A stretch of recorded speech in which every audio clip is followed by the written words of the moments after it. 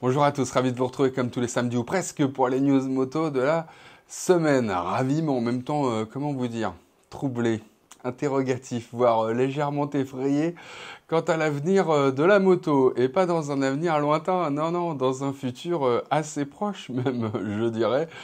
Vous savez que c'est pas dans mes habitudes de mâcher mes mots, et que je vous promets que je préciserai ma pensée dans les semaines à venir. Mais laissez-moi juste un petit peu le temps. Comment dire, de mettre mes idées en place avant. Parce que pour le moment, c'est encore un petit peu diffus. Tout ce que je peux vous dire, c'est que les news de cette semaine ne font que renforcer cette sensation. Vous allez comprendre, j'en suis sûr. Et peut-être même que certains d'entre vous pourront m'aider à mettre de l'ordre dans mes idées. Bref, aujourd'hui, il sera question de CF Moto, Yamaha, Ducati, Moto Guzzi, Kawasaki. Et c'est parti!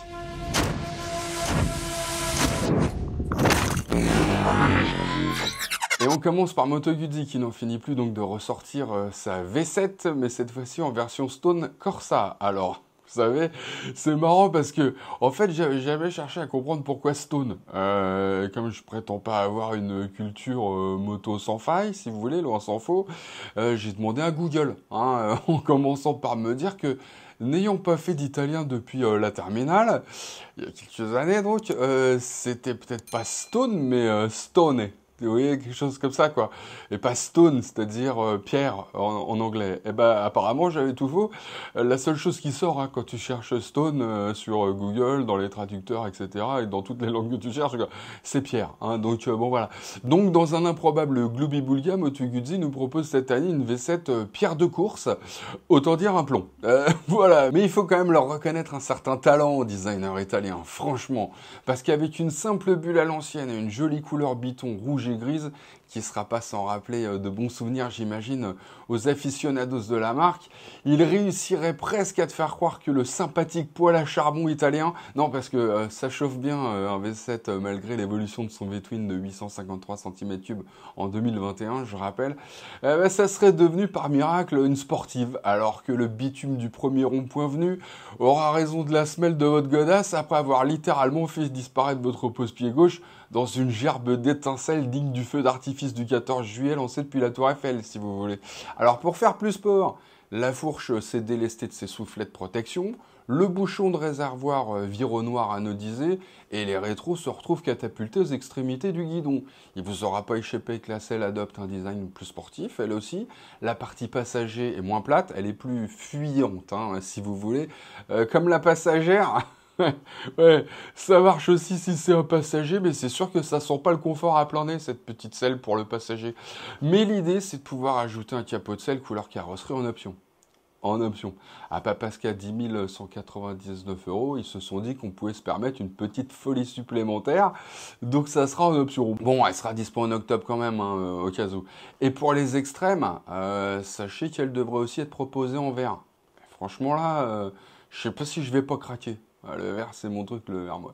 Ah ouais, c'est ça où j'attends un peu pour une des deux Kawa qui viennent d'être annoncées. Ah non, je compte sur vous pour m'aider à choisir, alors, clairement. Alors Kawasaki vient de me vendre du rêve à un point cette semaine, vous imaginez pas. Ah, je suis limite de péter le PL. Ah ouais, franchement.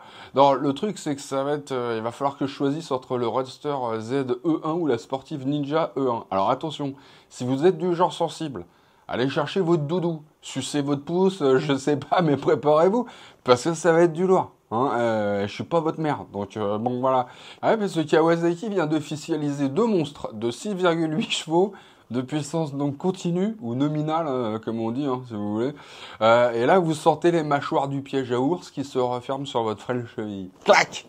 Eh ouais, mes petites marmottes. Ça y est, après moult petites annonces savamment distillées depuis des mois, Kawasaki va sortir ses deux premières motos électriques. Franchement, j'ai envie de vous dire qu'on s'en tape et de passer direct à autre chose. Mais non, les gars, les filles, on doit affronter ça. Ensemble, on sera plus fort. Non, alors, bon, puis vous allez voir qu'il y a de quoi se marrer un bon coup, donc franchement, on va pas s'en priver. Bon, alors visuellement, ça passe pas mal quand même. Je trouve, franchement, la Ninja, elle a de la gueule, si. Mais alors les specs. Alors je vous l'ai dit, Kawasaki parle de 6,6 chevaux en nominal, mais en pointe c'est 12 chevaux. C'est mieux, mais un 125 c'est autorisé jusqu'à 15. Prends un CE 04 de BMW par exemple. dans sa version bridée pour les 125, hein, permis B, quoi.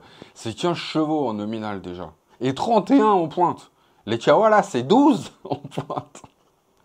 Continuons hein, dans cette grosse marade. Parlons vitesse. Il y a des modes. En mode éco, la vitesse limite, c'est 62 km/h. C'est un mode urbain, quoi. Donc, bon. Ok. Alors, après, t'as le mode road. C'est pour sortir de la ville, tu vois. Là, c'est 85 km/h maxi. Et là, tu te dis, la vache, c'est chaud. Hein. Je vais me faire doubler par des 40 tonnes. Mon trajet domicile-travail, ça va ressembler au dernier Mad Max. La guitare électrique en moins. Mais non. Calme-toi, Johnny. Calme-toi, je t'en prie, calme-toi. Il y a un mode e-boost qui te permet de plisser le bitume à 99 km/h. Et ça pendant, tiens-toi bien. Non, parce que là, franchement, tu risques de faire un AVC. 15 secondes. Friser les 100 km/h pendant 15 secondes. Et pourquoi seulement 15 secondes? Pour pas risquer de te déchausser les dents? Mais non, mais non. Pour éviter une surchauffe du moteur. Je vous jure que c'est pas une blague. J'ai vraiment du mal à garder mon sérieux. Hein. Bon, à ce stade, si t'es pas encore allongé dans le camion de pompier, là, tu vois, avec un masque à oxygène sur le museau, tu te dis de la Ninja qui avait envoyé plus que ça. Merde, c'est Ninja quand même, tu vois. Bon, bah 2 km de plus en mode éco, 3 de plus en mode road, donc là, tu vois, c'est du lourd. Hein. Donc autant te dire qu'à 87 km/h, bon, tu vas pas non plus faire coucou à des croiseurs interstellaires en les doublant pleine balle, tu vois. Bon, et là, tu te dis, bon, il y a quand même un mode e-boost aussi sur la Ninja, donc là, ça va peut-être envoyer un peu du lourd quand même. Bah non, même pas en fait, même pas 1 km/h de plus, je vous jure que c'est vrai, ça reste à 99 km/h. Bon, franchement, il y aura encore plein de trucs à dire. Mais franchement, ça me fout le cafard. Je vous le dis clairement, ça me fout le cafard, cette histoire. Allez, juste l'autonomie, 72 km. 4 heures pour une recharge complète. Dispo d'ici la fin de l'année. Hein, pour ceux vraiment qui sont chauds bouillants, là, je vous sens. Bon, par contre, les prix sont pas encore annoncés. Mais bon, franchement... Tiens, pour la peine, on va parler de Yamaha qui s'associe à CF Moto comme KTM, tu vois. Et que du coup, bah, on pourrait bien voir débarquer bientôt toutes sortes de clones de MT-07, toutes ténérées, badgées CF Moto dans les années à venir. On en parle ou pas? C'est fait? Ok, bah, on passe à autre chose alors. On termine même avec la Ducati Multistrada V4S Grand Tour, présentée cette semaine à nos yeux ébahis. Hein. Bon, bah c'est beau, qu'est-ce que vous voulez que je vous dise? C'est vrai, c'est beau. Même le radar planté comme un groin là dans la face avant de cette multi, franchement, je trouve que c'est fait de façon harmonieuse. C'est pour vous dire à quel point je la trouve jolie cette moto. Et du coup, en plus, ça lui permet d'avoir un régulateur de vitesse adaptatif à cette moto. Ce qui, pour les gros rouleurs sur autoroute, est quand même pas mal. Hein. De temps en temps, faut quand même pas dire de bêtises, c'est vrai que c'est plutôt pas mal. C'est une des choses d'ailleurs qui la distingue de la V4S normale, qui lui sert de base, avec la détection d'angle mort en plus, hein, évidemment. Hein. De série, tout ça. Hein. Indicateur de pression des pneus, anti-brouillard additionnel aussi. Tout est de série. On trouve aussi des valises latérales de série, 30 litres chacune. Si vous vous posez la question, que ça fait quand même 60 litres en tout, c'est pas mal. Quoi d'autre? Eh bien, les poignées et selles chauffantes sont aussi de série. En parlant de selle, la selle passager est un petit peu différente. On retrouve aussi le même ponté de guidon que sur la V4 Rally, mais alors sans les silent blocks. Un bouchon de réservoir sans clé, des ventilations dans le compartiment pour smartphone pour pas qu'il chauffe pendant la recharge, et puis une béquille centrale de série, ce qui, moi, à mon avis, est un minimum quand on a des valises. Tout ça, ça lui fait prendre un petit peu plus de 2 kg sans les valises, attention, donc elle grimpe à 245,2 sur la balance, mais c'est surtout la facture qui prend cher puisqu'elle est proposée à 27 790 €. C'est donc 3 500 de plus que la V4S, de base, si je puis dire. Après, c'est vrai que bon, si tu ajoutes tout ce qu'il y a de série là sur la Grand Tour sur une V4S de base, ça ferait encore 700 € de plus. Hein, donc t'es gagnant. C'est ce qui s'appelle un avantage client dans le jargon du marketing. Mais quand même, 27 790 €. C'est pas rien l'histoire. Et sur ce, les amis, aloha.